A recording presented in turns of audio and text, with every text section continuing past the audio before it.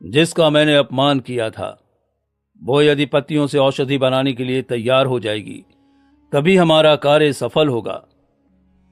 हे माता, मुझे क्षमा कर दो। मैंने तुम्हारा अपमान किया था, किंतु आज ये राजा तुम्हारे सामने हाथ जोड़कर खड़ा है। चंदन की इन पत्तियों से औषधि तैयार करो ताकि महारानी ठीक हो सके। हे राजन, तुम्हें अपनी भूल का एहसास हो चुका है। इससे अच्छी कोई बात नहीं। लाओ, ये पत्तियां मुझे दे दो। मैं अभी इससे औषधि तैयार कर देती हूँ। बूढ़ी स्त्री पत्तियों से एक औषधि तैयार करती है। राजा बूढ़ी स्त्री और देवराज के साथ उसी झोपड़ी में पहुंचते हैं जहां पर रानी सो रही होती है। बूढ़ी स्त्री औषधि को रानी को पिलाती है। महाराज, हम यहाँ इस झोपड़ी में कैसे आए? आप तो नदी से जल लेने गए थे। ये लोग कौन हैं? महारानी, आप पिछले 1 वर्षों से नींद ले रही हैं। मैं पानी लेने गया था। जब वापस लौटा तो देखा कि आप एक पेड़ के नीचे सो रही हैं। आखिर आपके साथ क्या हुआ था? महाराज, मैंने एक बहुत भारी भूल की थी। बस उसी भूल का दंड मुझे मिला। चलिए महारानी, बहुत समय हो गया है। हम वन विहार के लिए नहीं गए हैं। मैंने अपने राजकाज का सारा काम मंत्री जी को समझा दिया है। अब तो हम आराम से वन विहार कर सकते हैं। मैं भी आपसे कई दिनों से वन विहार के लिए कहना चाहती थी, लेकिन आपकी व्यस्तता देखकर थोड़ा रुक जाती थी। राजा और रानी दोनों वन विहार के लिए चल पड़ते हैं। रानी काफी ज्यादा थक चुकी थी। महाराज, हमें चलते चलते बहुत समय बीत चुका है। मुझे बहुत तेज प्यास लग रही है। क्या आसपास कोई नदी है जहाँ से थोड़ा जल मिल सके? हाँ रानी, क्यों नहीं। आप इस पेड़ की छाया में बैठ जाइए, मैं अभी आपके लिए पानी लेकर आता हूँ। राजा रानी को पेड़ की छाया में बैठाकर स्वयं पानी लेने चले जाते हैं। तभी एक चिड़िया उड़ती हुई आती है। तुम तो किसी नगर की महारानी लगती हो। भला इस पेड़ के नीचे क्यों बैठी हो? क्या तुम्हें कुछ चाहिए? मुझे बताओ, मैं तुम्हारी सहायता करूंगी। नहीं नहीं चिड़िया रानी, मेरे पति महाराज पास की नदी से जल लेने गए हैं। बस उन्हीं की प्रतीक्षा कर रही हूँ। हम दोनों यहाँ पर वन विहार करने के लिए आए हैं। हे रानी, दरअसल मैं भी काफी समय से भोजन की तलाश में जाना चाहती थी, लेकिन इस पेड़ पर एक सांप रहता है जिसकी नजर मेरे अंडों पर है और इस कारण मैं दाना लेने के लिए नहीं जा पा रही। तुम बिल्कुल चिंता मत करो, मैं तुम्हारे अंडों की रक्षा करूंगी। तुम आराम से जाओ और जल्दी से दाना लेकर वापस आ जाओ। मुझ पर विश्वास करो, तुम्हारे अंडों को कुछ नहीं होगा। ठीक है महारानी, आप मेरे अंडों का ध्यान रखना और जब तक मैं लौट कर नहीं आती यहाँ से कहीं मत जाना। इतना कहकर चिड़िया दाना लेने के लिए उड़ जाती है। रानी पेड़ की छाया में बैठी रहती है। उसकी नजर लगातार चिड़िया के अंडों पर होती है। काफी समय बीत गया है। लगता है महाराज पानी लेने के लिए दूर चले गए हैं। तब तक मैं थोड़ी देर सो जाती हूँ। रानी पेड़ की छाया में सो जाती है और उधर मौका देखकर सांप चिड़िया के अंडों को नष्ट कर देता है। तभी वहाँ पर चिड़िया उड़कर आती है। दुष्ट रानी, मैंने तुम्हारे भरोसे पर अपने अंडों को अकेला छोड़ दिया था, पर तुम्हें अपनी नींद इतनी प्यारी थी कि तुम्हारे कारण आखिरकार वो सांप अपनी योजना में सफल हो गया। उसने मेरे अंडों को नष्ट कर दिया।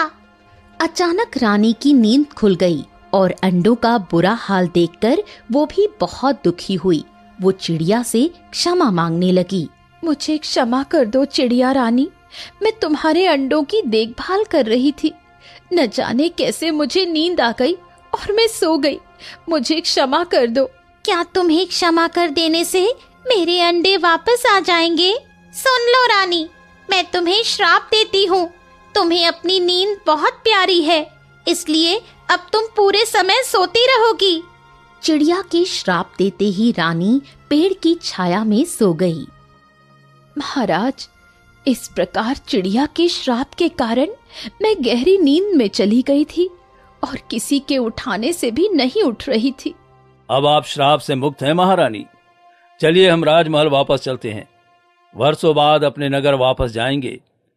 बूढ़ी माता, कृपया आप हमारे साथ चलो, मैं आपकी सेवा करूंगा।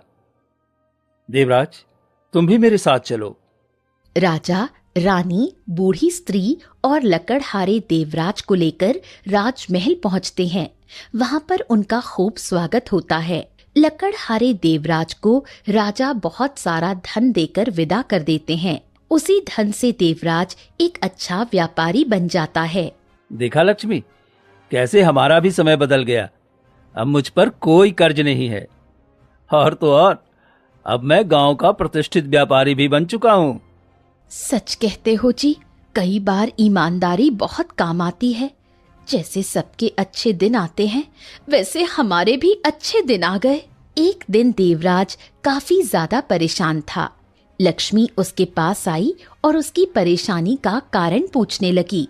क्या हुआ जी, आप इतने परेशान क्यों हैं? व्यापार में तो सब ठीक चल रहा है ना? लक्ष्मी, व्यापार बढ़िया चल रहा है, किसी बात की कोई समस्या नहीं है। लेकिन आज अचानक मुझे उस बूढ़े बाबा की याद आ गई। तुम्हें याद है, उन्होंने हमें एक कुल्हाड़ी दी थी। मुझे याद है, उन्होंने हमें कुल्हाड़ी देकर कहा था कि ये बहुत महत्वपूर्ण है और हमारे काम आएगी, लेकिन सेठ ने उसे हमसे छीन लिया। मेरा मन है कि मैं सेठ को पैसे देकर वो कुल्हाड़ी वापस ले लूं।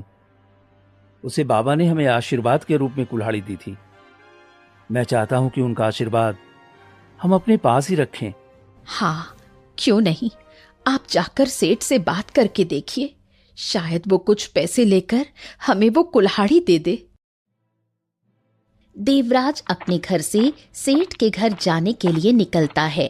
तभी उसे गांव का हरिया रोता हुआ दिखाई देता है। अरे हरिया, इतना परेशान होकर किधर जा रहे हो? क्या बात है? घर में सब ठीक तो है? अरे मैं तुम्हें क्या बताऊं, मुझे तो कुछ समझ में नहीं आ रहा। सेठ ने मुझे लूट लिया। कुछ ही दिनों पहले मैंने उससे कुछ पैसे उधार लिए थे। अरे तो इसमें इतना परेशान होने वाली क्या बात है? फसल काटने का समय आ रहा है, फसल काटकर उसका उधार चुकता कर देना। नहीं, उधार देने के 2 दिन बाद वो मेरे घर आ धमका। कर्ज के बदले वो मेरी बैलगाड़ी लेकर चला गया। अब तुम बताओ मैं कैसे काम करूंगा? अच्छा, तुम चिंता मत करो, मैं गांव के मुखिया जी से बात करूंगा। इस समस्या का कोई न कोई हल अवश्य निकल आएगा। मैं ही नहीं, गांव के जितने भी लोग सेठ से कर्ज लेते हैं, वो बदले में उनकी कीमती वस्तु ले लेता है। कल उसने राम प्रसाद की गाय जबरदस्ती उठ, कई बार वो फर्जी कागज बनाता है और गांव वालों को परेशान कर देता है। देवराज सोचने लगता है कि सेठ ने जैसे मुझे परेशान किया था, मेरी कुल्हाड़ी ले ली थी, वैसे ही वो गांव वालों को भी परेशान करता है। लेकिन गांव वालों को सेठ की बेईमानी से बचाना होगा। देवराज सेठ के घर पहुंचता है। कहिए सेठ जी, कैसे हैं आप? आज मैं आपसे बहुत जरूरी बात करने आया हूं। उम्मीद है कि आप मेरी बात ध्यान से सुनेंगे। अरे आओ लकड़हारे आओ। इससे पहले तो तुम केवल और केवल मुझसे उधार मांगने आते थे, लेकिन सुना है कि अब तुम व्यापारी बन चुके हो, तो बात तो बराबर की होगी। हाँ सेठ जी, बात बराबर की है। आपने मुझसे जो कुल्हाड़ी ली थी वो मुझे वापस कर दें। मैं आपको जितने पैसे चाहिए उतने दूंगा। कुल्हाड़ी तो मेरे लिए सोने का अंडा देने वाली मुर्गी है, मैं उसे तुम्हें नहीं दे सकता। सेठ जी ऐसा मत कीजिए, कुल्हाड़ी मुझे आशीर्वाद के रूप में मिली थी और आज जब मैं उसे खरीद सकता हूं तो कृपया करके आप उसे मुझे दे दीजिए। सेठ देवराज की बात नहीं मानता, उसे कुल्हाड़ी देने से साफ मना कर देता है। देवराज घर वापस आ जाता है।